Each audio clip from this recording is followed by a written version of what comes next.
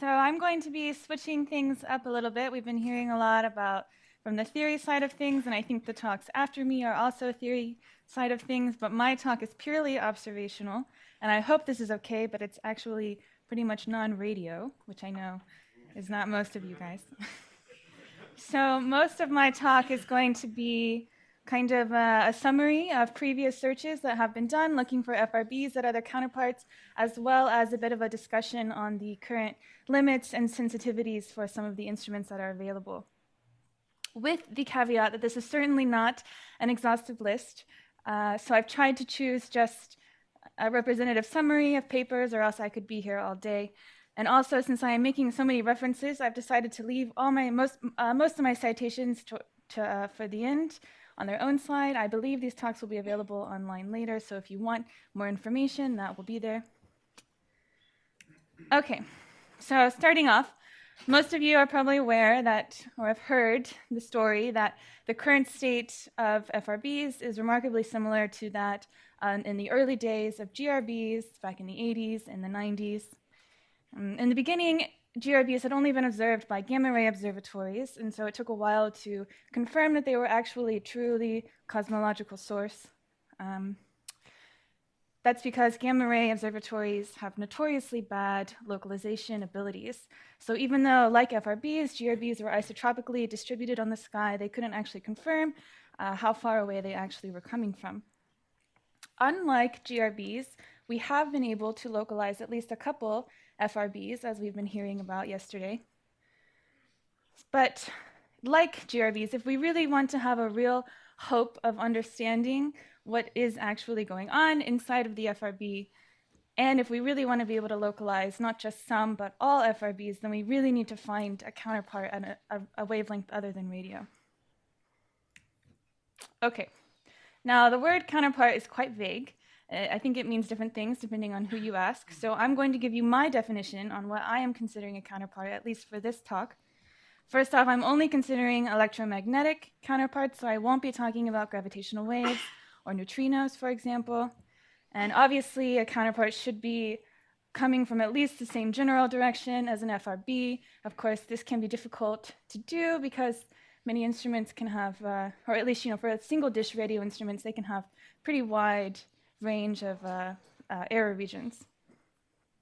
And thirdly, you must be able to robustly rule out the possibility that any new transient that you find could be coming from literally anything other than an FRB, and this is much easier said than done in practice. And I also think you can break down the word counterpart into 3 subcategories. You can have a prompt one, which is of course contemporaneous. At the same time you see an FRB, you see some kind of signal at another wavelength. You could have a delayed signal. This is something that's probably related to something like an afterglow. This could be anywhere from hours to days after you see the FRB. And there's a third type, which is more like a long-lived associated source that's just coming from the same environment as the FRB. I will only be talking mostly about the first type, but also the second one, as I believe the third type is going to be more relevant this afternoon in the FRB environments talk. All right, so let's get started. Let's start with the very high energy. So this is like TeV type energy range. There have been several instruments that have already done these searches. I've listed just a few of them here. These instruments are capable of going down to about microsecond timescale resolution, depending on your instrument. The issue here is that most of these have relatively smaller fields of view, so it can be difficult to do a truly prompt search for an FRB counterpart. In fact, most of these instruments have had delayed times of at least a couple to several hours. The exception, of course, is the Large Area Telescope on Fermi, which is space-based, and it has a very large field of view, so it is an excellent tool for doing these kind of real-time prompt counterpart searches. Most of these previous works have found an upper limit on the luminosity of about 10 to the 47, 10 to the 49 ergs per second, but most theories predict very faint, if any, counterparts at these very high energy TeV energies, and that's illustrated here in this image.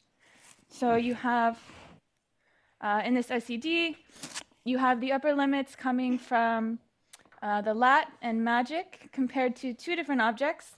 So this is Sag A star and the Crab Nebula, if these two objects were instead originating at the distance of FRB 121102, which is about 1 gigaparsec. And there's some scaling going on for the extragalactic background light, etc. Clearly, you can see that these two instruments are not sensitive enough to detect at least these types of counterparts. And that's pretty much true for all of the instruments. Now, in the gamma ray and X-ray energies, you have the Burst Alert Telescope from SWIFT and the Gamma Ray Burst Monitor from Fermi. These are both really nice tools for doing prompt follow-up because they have very large fields of view, so you have a good chance of just accidentally catching an FRB when it goes off.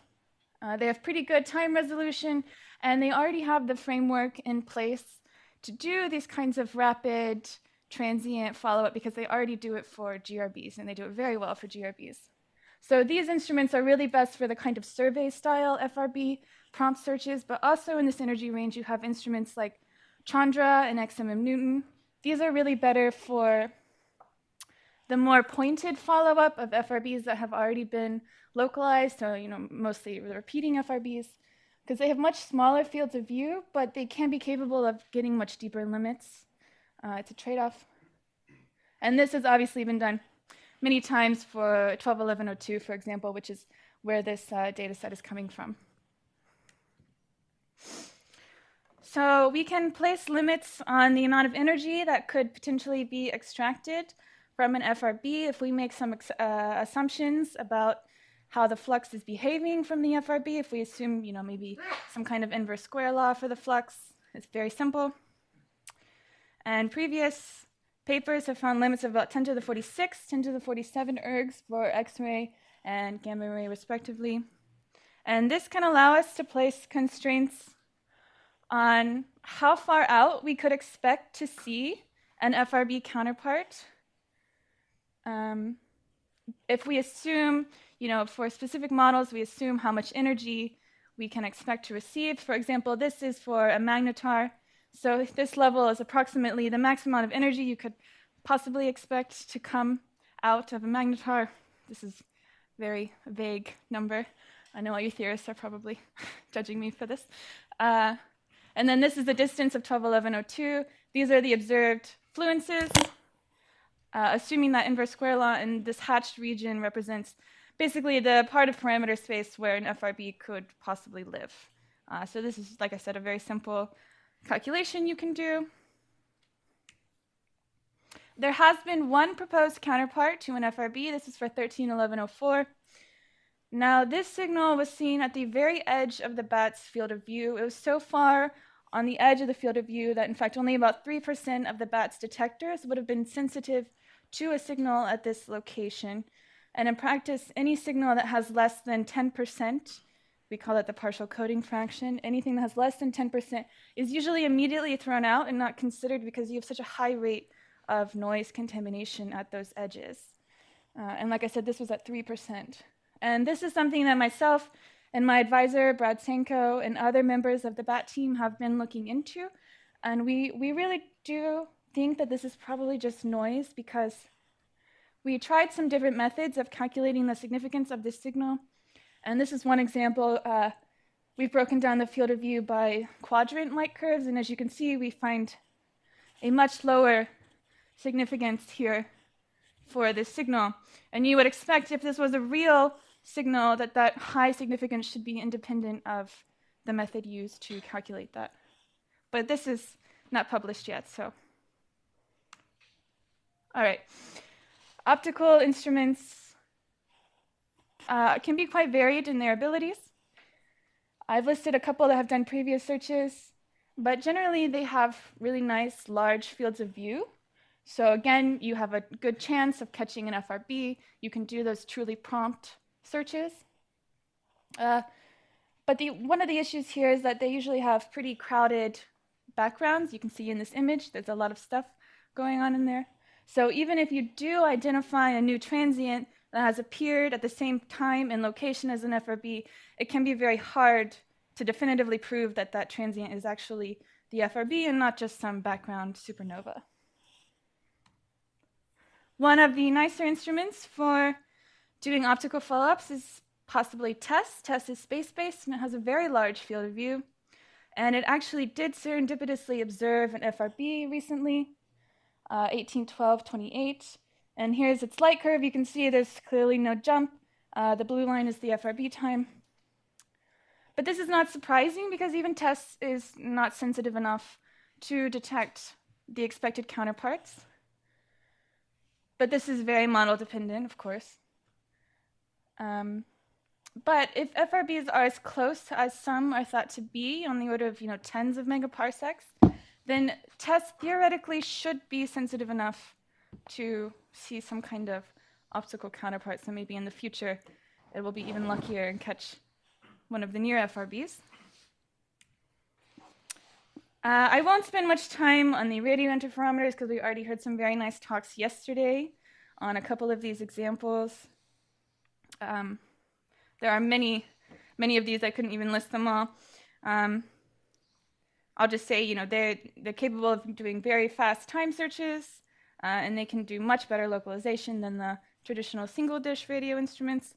And one nice aspect of this is that they have a much lower background usually than the optical, so maybe it's a better method for searching for counterparts in hosts than in the optical. And this is a very nice plot I stole from Terrane's paper because it does a really nice job of comparing the sensitivity limits and the ability to localize. R is the region to which an FRB could be localized. And this is for both interferometers and single-dish instruments. So the horizontal lines are the sensitivity limits, and here's the capability to localize an FRB. I've just included that for reference. I thought it was nice. Again, I won't speak too much on this. It's really not my expertise. You guys all know this much better than me, probably. So there was one counterpart proposed in the radio. This was for 150418. Immediately after the FRB went off, it was observed with the ATCA, and there was a transient scene that faded over the course of a few days. Was presumed to be associated with the FRB, but then was reobserved later and was seen to brighten, so it's thought to be more likely to be an unrelated AGN. So while maybe that's not so very interesting, the case itself was one of the first really nice examples of rapid multi-wavelength follow-up of an FRB using several different instruments. And as I've been mentioning in all my previous slides, all these instruments, all these energy waves, ranges, they all have their limits. And as I've been hearing from all these theory talks, we don't always exactly know what we expect to see for a counterpart. So of course, the best method to use is, of course, getting everything you can get your hands on. And so there have been several nice examples of people doing this. I've listed just a few of them here.